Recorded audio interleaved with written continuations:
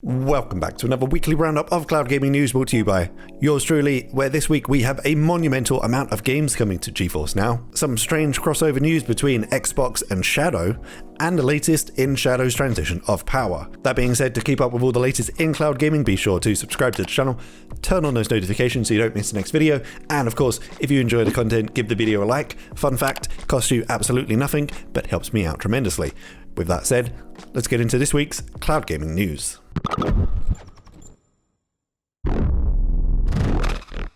So let's kick things off with GeForce Now, and of course it's the start of a new month, so we get the monthly roadmap of games coming to GeForce Now in May, which I'll throw up on the screen here, and this month there is an eye-watering 61 games, 17 of which are available right now. As always, this is just the 61 titles they are able to confirm so far, but there's always surprises each GeForce Now Thursday. For example, last month they aimed for 21 titles in April, and they actually added 48. So, they're aiming for 61.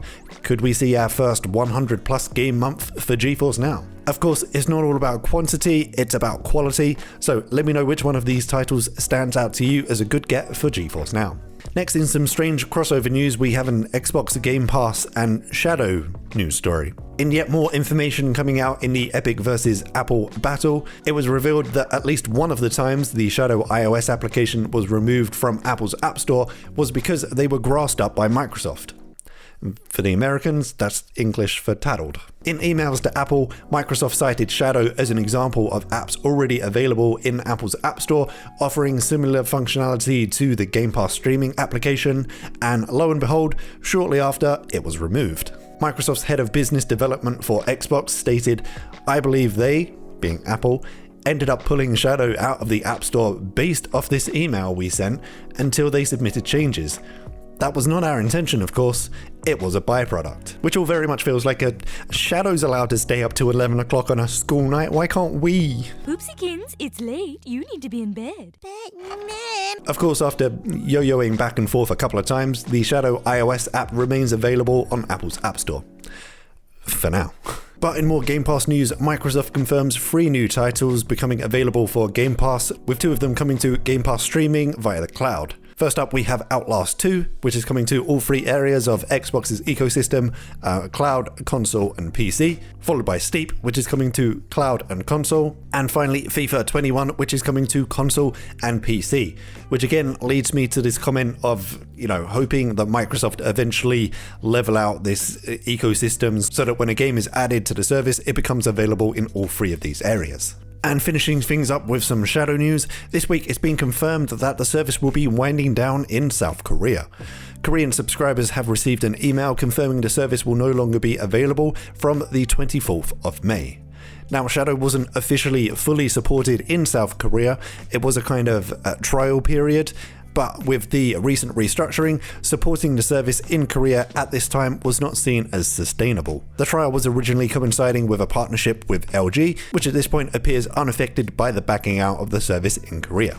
And finally, the big story dropping yesterday, some US users have received the following email advising that as part of the new partnership change, previous contracts and agreements have also changed, which impacts some of the US data centers and will result in some of the Ultra and Infinite customers having their tiers reverted back to Boost by May 20th.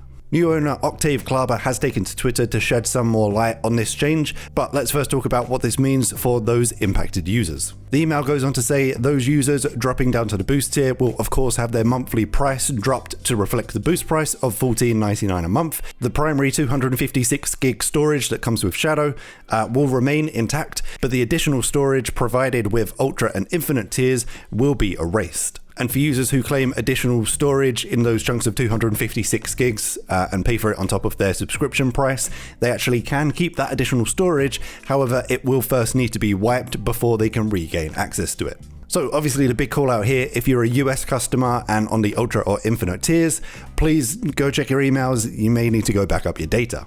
So all of this sounds like a monumental pain in the ass.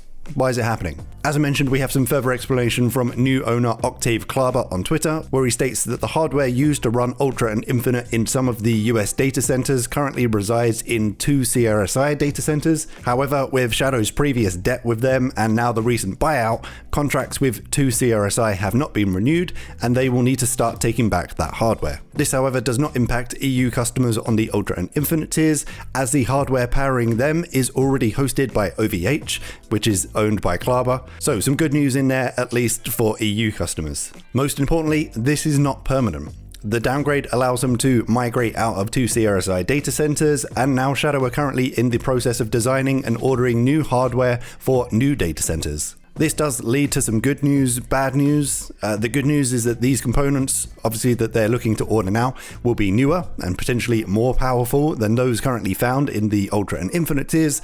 But because of the current chip and hardware shortages, there's no current estimated time frame for the deployment of this new hardware. This does, however, mean that if you are a Shadow customer, you can now have input in this very important design phase. I'll link to this tweet from Octave in the description down below, where he's looking for ideas and feedback on what hardware should be used, what features people really want from Shadow, how many different offers and tiers should be available, which countries should they be rolled out to, and most importantly, how much should it all cost? And don't think free is an option before somebody asks. So yeah, a lot already happening with Shadow in just the short time after the transition of power. The good news is the long-term goals are sounding pretty positive, with new hardware being brought on board, different tiers, they're looking closely at the pricing and taking input from users, which is always a great sign. But the road to get there may be inconvenient for some users. Of course, this move is going to stir up some debate, so let's have that conversation in the comments down below. But that's it from me this week. As always, let me know your highlight of this week's cloud gaming news. But as always, if you enjoyed the video, you found it somewhat helpful, a like rating would be appreciated. If you haven't already, remember to subscribe to the channel, turn on those notifications so you don't miss the next video. Hope everyone's staying safe out there, and as always, I shall see you in the next one.